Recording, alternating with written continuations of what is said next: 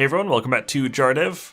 In this video I'm going to be talking a bit about all the DLCs for all the Soulsborne games. This video comes at the request of Sean Heatherly, who got to request it because he backs the top tier of my Patreon campaign, which you can find at patreon.com/JarDev. Sean was prompted to ask for this video because of how disappointed Taylor and I were in the first bit of DLC for Code Vein, which we both really enjoyed the base game for, but we found the DLC to be extremely underwhelming. So Sean thought it would be an interesting idea for me to look at all the DLCs for all the official Soulsborne games. That's just Dark Souls 1, 2, 3, and also Bloodborne. So I thought I would just kind of go through each bit of DLC one by one, and then maybe at the end of the video I will rank them very quickly, personal preference from worst to best. So obviously the first DLC to ever come out for the Soulsborne games was the Artorias of the Abyss expansion for Dark Souls 1. I didn't actually know this, but it was released at the same time as the PC version was first released. So you could never buy Dark Souls on PC without Artorias of the Abyss. I knew that part, but for some reason I just assumed Dark Souls had come out on consoles, then you could buy the DLC on consoles, and then Prepare to Die Edition happened. No, the DLC came out at the same time as Prepare to Die Edition on August 24th, 2012. So this was the only DLC for Dark Souls 1, and it really set the tone in that pretty much all the DLC bosses for every bit of DLC were extremely difficult.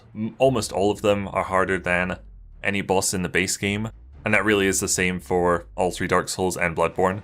So obviously in this DLC you start in the Sanctuary Guardian, face the Sanctuary Guardian boss, move into Ulasil Sanctuary, make your way through Royal Wood, fight Knight Artorias, go through Ulasil Township, until you get to Chasm of the Abyss, where you have to fight Manus, Father of the Abyss, and then you can backtrack a bit to fight Black Dragon Calamite. So Sanctuary Guardian is probably one of my most loathed bosses in all of Dark Souls. It has a pretty ridiculous combo it can do, and its combo is never the same. Sometimes it'll just swipe you twice in the face, and then just sit there. Sometimes it'll smack you around 5 times in a row, so you never really know how to actually fight it. It's in a huge arena, it can fly all over the place, it's a real asshole. Artorias is a little bit more fair than Sanctuary Guardian, but he's still pretty OP as well. I never enjoy fighting him. He's an interesting fight. He also has quite a big arena, but he doesn't run off from you like the pussy of a Sanctuary Guardian. I think my biggest complaint with Artorias is one of his attacks has a stupid hitbox, where if you roll out of the way, it still catches you. If you roll backwards, it'll catch you. If you roll forwards, it'll catch you. Roll diagonally to the side, it'll still catch you. And also he can do his flip attack 3 times in a row and just stun lock you and kill you in one go. Pretty annoying. Calamite, funnily enough, is probably the easiest. It's maybe the easiest of these 4 bosses, but also the easiest dragon boss they've ever made. In DLC, I know Guardian Dragon and Ancient Dragon in Dark Souls 2 are easier. But there is a dragon in Dark Souls 1 DLC, Dark Souls 2 DLC, and Dark Souls 3 DLC, and the other 2 are definitely harder than Calamite. And Manus is maybe the most consistent boss to fight, just except for his wombo combo. That's pretty annoying. But something very important for this DLC is it was the first look at the 5 carvings, and what would Dark Souls be without those carvings? I guess this DLC is also pretty notable because it has a Bloodborne reference, presumably a Bloodborne reference. Chester also says he was dragged through a portal by a big Manus hand. He says he obviously comes from a different time from you. And he looks very different, he looks quite Victorian, so it's always assumed he was a bit of an Easter egg for Bloodborne. And in case people didn't know, Bloodborne was actually being worked on at the same time as Dark Souls 1, crazily enough. Mostly at the same time as the DLC, I believe. In fact, if you look at the map files in Dark Souls Remastered, there's actually, for some reason, an early prototype of the Upper Cathedral Ward from Bloodborne in the files for Dark Souls. Still don't know why, but interesting that it's there. Okay, the first bit of DLC for Dark Souls 2 was Crown of the Sunken King, which came out July 22nd, 2014. I will admit I'm not nearly as familiar with the Dark Souls 2 DLC as I am with Dark Souls 1 and 3 DLC. More so than Bloodborne, because I've only played that once. But all 3 bits of DLC for Dark Souls 2, I've only played them twice each. So this is the Poison, Dragony, Stone DLC. All the DLCs for Dark Souls 2 are pretty complex, they all take a long time to get through. All 3 DLCs have 3 bosses, And for some reason, all 3 have 2 good bosses and 1 absolute shite boss. It's not even just like 2 of the 3 DLCs had shit bosses. All 3 DLCs have 1 terrible boss. It's like they did it on purpose. So Crown of the Sunken King has Alana the Squalid, or Squid, as we like to call her, queen, who's kind of like a Nashandra clone. She summons skeletons or a Velstadt, which is kind of cool. She, like, thematically is quite a cool boss, but she is quite similar to Nashandra. But that's actually one of the good bosses of the DLC. There's also Sin, the Slumbering Dragon, who is quite easy if you play with friends. Nigh impossible if you're doing a fist weapons only run. He was very, very difficult to punch to death. And then the really shit boss is the boss fight with Afflicted Grave Robber, Ancient Soldier Varg, and Sarah the Explorer.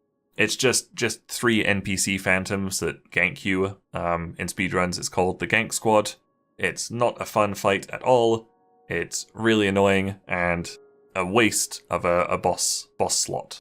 Then the only other notable thing from this DLC is the Flynn's Ring item, which became a staple for speedrunners. Basically what the ring is the lower the user's equip load is, the higher the damage bonus. So it gives you do more damage if you are wearing less. A lot of speedrunners run around naked all the time in Dark Souls, so Flynn's Ring was a necessity for them. The next bit of DLC for Dark Souls 2 came a month later, August 26, 2014. This was Crown of the Old Iron King. This is the fiery, ashy area, set mostly in Broom Tower. Again, just like the Sunken King DLC, 3 bosses, 2 of them are good, 1 of them's terrible.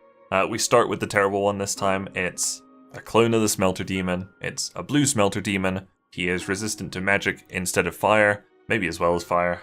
But other than that, he behaves exactly like the original Smelter Demon, so another wasted boss slot there. After that, you make your way down to face the Fume Knight. I still have PTSD just reading that name. In our co-op series with myself, Chris, and Taylor, one time we did a 2.5, 3 hour recording session just fighting Fume Knight. We managed to kill him once in that 3 hours, and I think that was right at the end. It was just a real struggle. He's actually considerably easier with just 1 phantom, 1 friend, 1 NPC, whatever. But he does have 1 attack where he just slowly swings his sword around, and if it touches you slightly, it pretty much usually just one-shots you. And then finally there's Sir Alon, a very cool boss fight. He has a really neat gimmick where if you somehow do not take any damage fighting him, he will play a different animation where he dies. If you don't take any damage during his boss fight at all, he will commit seppuku right at the end instead of just dropping dead like normal, which is very cool. Most people will never see that. I've only seen it in speedruns. And in fact, I've only ever beaten him once in our co-op series. It's such a pain in the ass to actually get to him, but we just, I think only 2 of us made it into his boss fight, and he killed us instantly, and we just gave up at that point. Other than that, nothing too exciting from this DLC apart from the Crown of the Old Iron King. You can get the crown from each of the DLCs. Basically, if you take all 3 crowns to Vendrick and enter his memory, he gives you Vendrick's Blessing, which means that if you wear any of those crowns or the King's Crown, you can no longer go hollow. And the last bit of DLC for Dark Souls 2, again, came a month after. It was on September 30th or October 1st, 2014 apparently. This is the frozen icy area, set mostly in frozen Eliam Lois. Again, 3 bosses. First is Ava, the King's Pet, which is the invisible tiger that stays invisible unless you work your way through the whole area and use a key or something. Interestingly enough, most speedrunners do not go through and do that because it's fairly time consuming. Instead, they just turn the volume way up, go totally silent, and face the invisible tiger as a boss fight. So, Dark Souls 2 all bosses speedrun, pretty fun to watch. After you've finished up with Eliam Lois, you head to Frigid Outskirts, also known as Horse Fuck Valley, Horse Heck Valley, Pony Plow Town. It's just this huge, open, snowy area. There's a blizzard going on all the time, and these lightning reindeer just come out of the blizzard every once in a while. They will track you across the entire plain. You can't see in front of you most of the time, and if you somehow make it through Pony Plow Town, you end up at a boss fight, and it is Lud and Zalin, the king's pets. It's 2 tigers. It's just the same boss from the first bit, but there's 2 of them now. Another shit boss for Dark Souls 2 DLC. Excellent. And the final boss for the DLC is the Burnt Ivory King himself. This is actually a very epic boss fight. It's almost seems like an MMO, like a WoW raid kind of thing, because there's phases, there's different gates. Through the gates come burnt knights. You can run around the DLC and collect 4 white knights of your own, and they will seal the gates up. If you don't seal the gates up, you can get overwhelmed by these black burnt knights during the actual boss fight. It's quite time consuming because the actual king doesn't appear until there is just 1 gate left, I believe. And if you die during the boss fight, you have to restart and do the whole first phase again before the boss even shows up. But it's a very cool boss fight. Okay, next we move on to Bloodborne. The Old Hunters DLC for Bloodborne was released on November 24th, 2015. It was the only DLC for Bloodborne, and it has four locations that really stood out. They're all very unique. And it also has the most bosses of any one DLC. If you look at all the DLC for Dark Souls 2, it's 9 bosses, but 3 per DLC. This one, the Old Hunters DLC, just has 5 bosses all in one DLC. So this is probably the DLC that I'm the least familiar with, just because I've only played Bloodborne once, so I've only played this DLC once. I don't have good memories of Bloodborne, just because there is something with the graphics, or the frame rate, or the graphics settings, or some combination of all of them that just makes me incredibly nauseous and almost motion sick when I play it. That's not a problem I have with any of the other Dark Souls at all, even Dark Souls 3, which plays and looks fairly similar to Bloodborne. So I can only assume it's something to do with the fact that it's got a max of 30 FPS and it's not stable at all. In some areas you're playing at like 20 FPS. I think that and some graphic settings that you just can't change, like motion blur and chromatic aberration, just makes it so that it all works against me and I cannot enjoy Bloodborne, unfortunately. So I'd very much appreciate it from Software if you could bring it to PC. Thank you. So in this DLC you start in the Hunter's Nightmare. You move onwards to the Research Hall. Once you reach the top of the Research Hall, you come to the Astral Clock Tower, and then once you beat the boss there, you exit the Clock Tower into the Fishing Hamlet. So there's 2 bosses in the Hunter's Nightmare. One you can fight right away, one you have to fight much later in the DLC after you've done some quest item finding. First you can fight Ludwig, the Holy Blade, who actually has the Moonlight Greatsword. And you can actually get the Holy Moonlight Sword from him if you are wearing the right armor, or if you kill a body in a pile of bodies. There's Bloodborne, it's obscure. There's also Lawrence the First Vicar, who's just like a cleric beast on meth or something. It's just a super aggressive cleric beast. I remember he was one of the bosses I struggled with the most. In the Research Hall you fight the Living Failures boss fight, which I always get confused with Celestial Emissary, because they both have weird little alien things wandering around. Celestial Emissary is a very easy boss fight. You can, by the time you get to it, you're overpowered enough to just breeze through that boss fight. Living Failures, pretty tough actually. You fight up to 4 of these weird little alien things. They use different abilities, they do melee or magic, and once you get the boss health bar down to about 60%, in phase 2, all the little aliens raise their hands up to the sky and start casting a meteor storm, which the boss can then use whenever it wants. I remember I found that boss fight very difficult as well. Once you're done there, you head up to the top of the hall and into the Astral Clock Tower, where you face Lady Maria of the Astral Clock Tower. She is basically an NPC hunter. She moves around almost like a player would. She's just human-ish instead of like a big cleric beast-like thing like Lawrence. She's very difficult, very fast. She hits really hard, flies all over the room. Very difficult boss, but a fairly enjoyable boss, I'd say. And then after beating Maria, you exit the clock tower and enter into the Fishing Hamlet, which is straight out of H.P. Lovecraft. It's a direct reference to the story Shadow of Innsmouth by H.P. Lovecraft. It's a little fishing hamlet full of weird fish people that have been blended like monster and man. It's a very atmospheric place. One of my favorite areas in all of Soulsborne, actually. And at the end of the hamlet, you face what's usually considered the hardest boss in Bloodborne, the Orphan of Kos. Kos is one of the Great Ones, so the Orphan of Kos is the child of the Great One. Just a child, but it still hits like a truck. It has a ton of health, has 2 phases. The first one, it mostly just walks around, hitting you with a placenta. But in the second phase, it can fly all over the quite large boss room, which is just like on a desolate shore. Very cool visual. And now moving on to Dark Souls 3.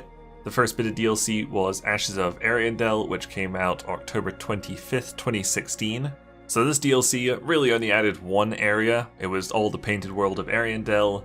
It just had 2 bosses. I remember when it first came out, I managed to play through it.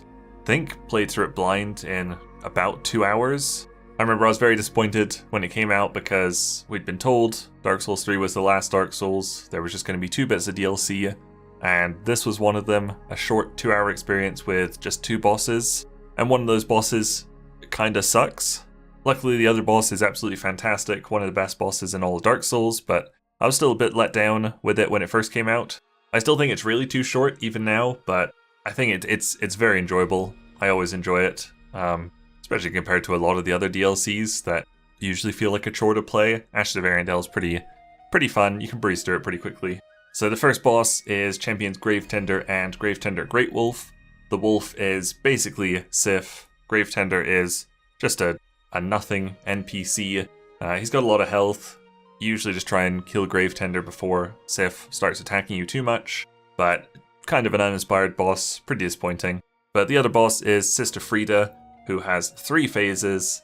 Obviously, I like her quite a bit because I RP'd her in our Dark Souls 3 boss RP series.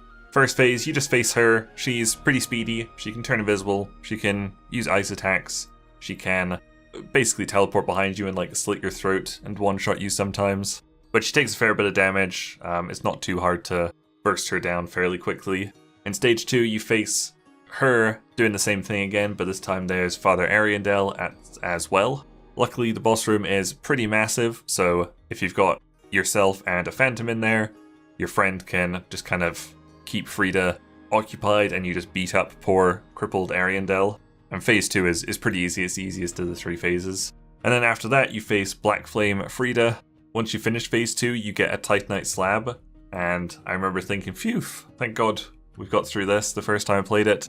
But then you hear Father Ariandel do a voiceover, and then Frida black flames just explode out of Frida, and she becomes Black Flame Frida, and flies around all over the place, and just makes your life miserable. And if you die in phase 3, you have to start again from phase 1.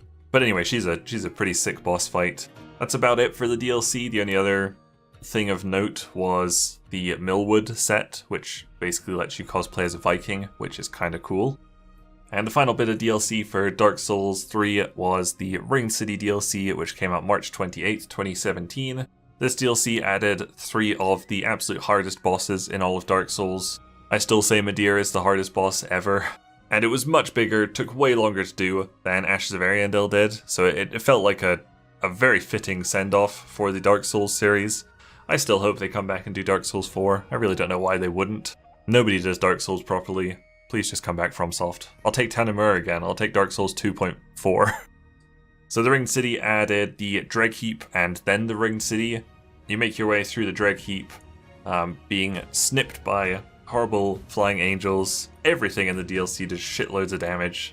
At the end of the Dreg Heap, you have to fight the Demon Prince. It starts off as 2 bosses, Demon in Pain and Demon from Below, and then once you kill both of them, one of them explodes and turns into the Demon Prince. The Demon Prince has different attacks depending on which of Pain or Below died first.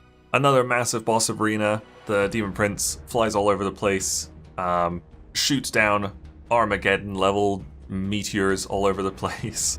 After that, you can venture into the Ringed City, where you come across Dark-Eater Midir a couple of times. You don't get to boss fight him until right near the end of the Ringed City, but you see him once or twice.